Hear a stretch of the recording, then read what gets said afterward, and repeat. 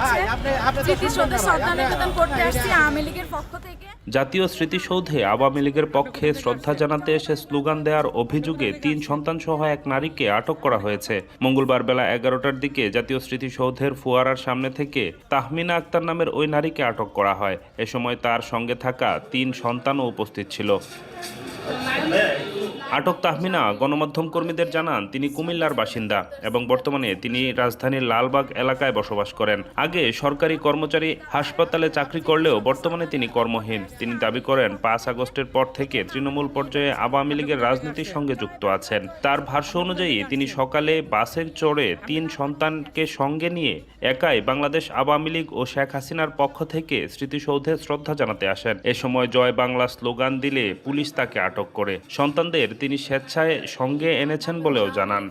থেকে শ্রদ্ধা নিবেদন করতে আসছি জাতীয় স্মৃতিসৌধে, এর জন্য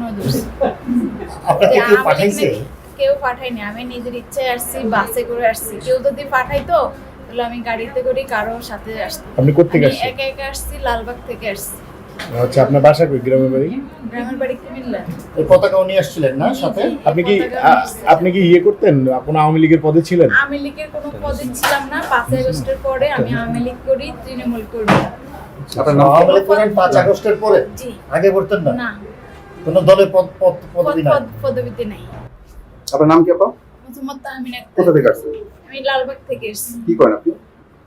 আমি সরকারি কর্মচারী হসপিটালে জব করতাম, এখন এটা যাই না, অনুপস্থিত আছে।